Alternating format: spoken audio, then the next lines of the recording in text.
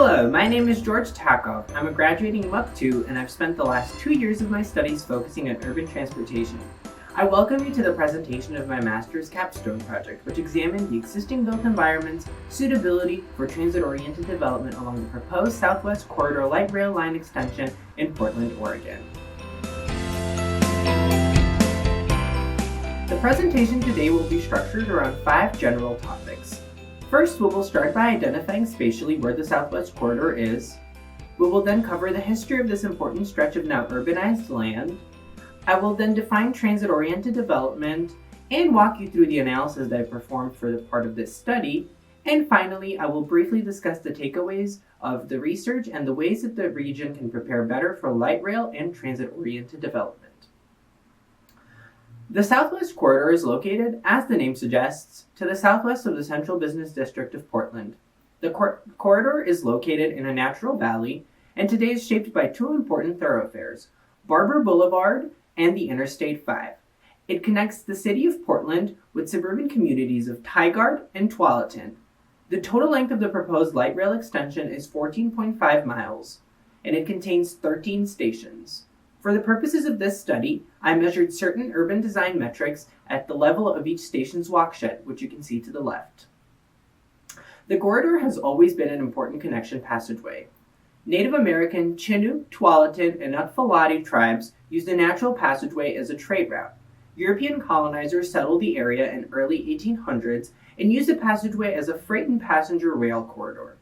The automobile era ushered in suburbanization, and the hills and valleys adjacent to Barber Boulevard quickly transformed into residential subdivisions. Today, the corridor still serves as an important connection passageway between the southwest parts of Portland and downtown, and is rich in commercial and residential uses. Let's move on into defining transit-oriented development. Transit-oriented development is a planning and design concept with the goal of integrating urban development and public transportation infrastructure. This is achieved by creating compact communities that are interconnected, dense, transit-rich, accessible by bicycle and by foot, and offer a wide variety of land uses to choose from. The analysis portion of this video is ahead of us. To best capture the built environment's extent of transit-oriented development support, I measured many urban metrics important to transit-integrated communities, from median block perimeter to total length of bicycle lanes within a station area. I standardized the raw scores and constructed a measure for each station area. Put these measures together, and we have 6 indices representative of each station's level of preparedness. First, we have the measures of pedestrian infrastructure. On the left, I measured the sidewalk to street ratio for each station area. We noticed that the stations in the middle have ratios much lower than stations in the outer suburbs or stations close to the Central Business District. On the right, I measured the mean block perimeter. We see that the stations in the outermost areas of the region have block perimeters much larger than stations closer to the Central Business District. Second, we have the measures of bicycle infrastructure. The left map shows the total length of bicycle infrastructure within the 10-minute station walkshed, while the map on the right shows the total length of bicycle infrastructure within a 3-mile bicycle catchment area. Across both measures, we see that the stations closer to the Central Business District score much higher than their outer counterparts.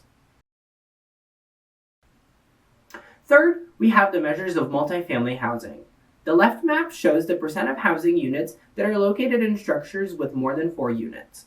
We see that the stations along the Barber Boulevard score less than both their Central Business District and outer suburb counterparts. The right map summarizes the total number of multifamily units within each station area. As we move into the suburbs, the metric displays a unit quantity decrease. Fourth, we have the measures of zoning. The left map shows the percent of 10-minute station walksheds that are zoned supportively of transit-oriented development within their comprehensive plans. Station areas along the Barber Boulevard scored the lowest out of all, while stations such as Beveland and Bridgeport scored high. On the right, the map shows the percent of all housing within a station area classified as single family. We see, again, that the station areas along the Barber Boulevard contain the bulk of single-family housing along the corridor. Fifth, we have the measures of public transit accessibility. The left map shows the average square footage of developed land per bus stop in each station area. Station areas located in industrial and commercial areas, such as Bonita and Beveland, scored the highest. The map on the right shows the percent of buildings located within 1/4 of a mile of a bus stop.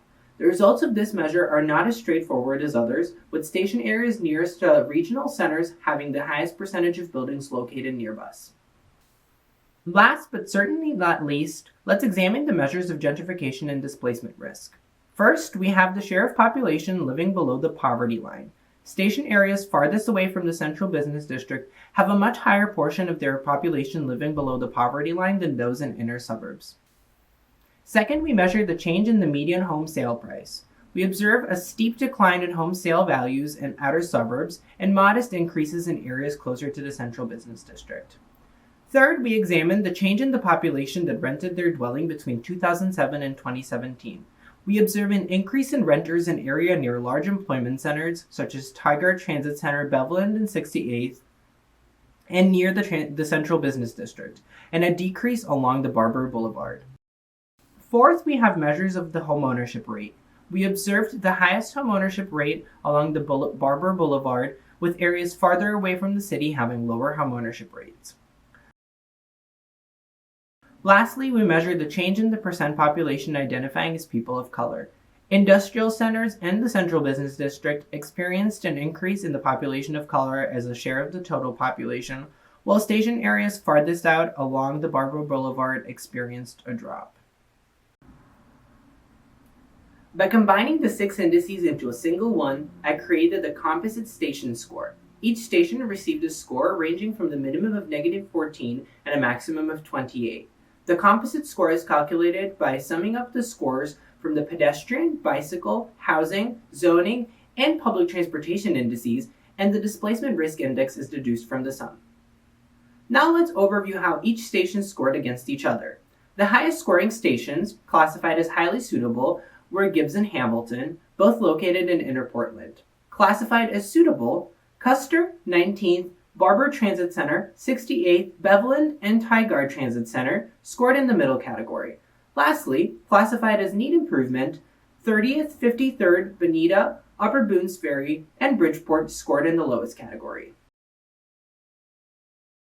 This analysis examined how the built environment and social changes will affect the success and equitability of the proposed extension of the light rail. Some recommendations that deem further examination and interventions are expanding sidewalks and improving pedestrian crossings across busy streets, constructing more protected bicycle lanes and creating more regional bicycle routes, prioritizing density and planning for more mixed income and mixed use development near transit stations, eliminating hostile zoning near transit stops and planning for transit-oriented development in areas where plans are not yet developed, improving public transit access and multimodal connectivity and establishing transit access programs for vulnerable populations, and last but certainly not least, implementing displacement prevention programs that are based on cross-organizational collaboration between the public, private, and non-governmental sectors. I truly appreciate your time and attention today. If you would like to learn more about this project, please check out my full technical report, which will be available on the Department of Urban and Regional Planning website, listed on the screen right now. Feel free to contact me at my email if you have any additional questions. Happy graduation!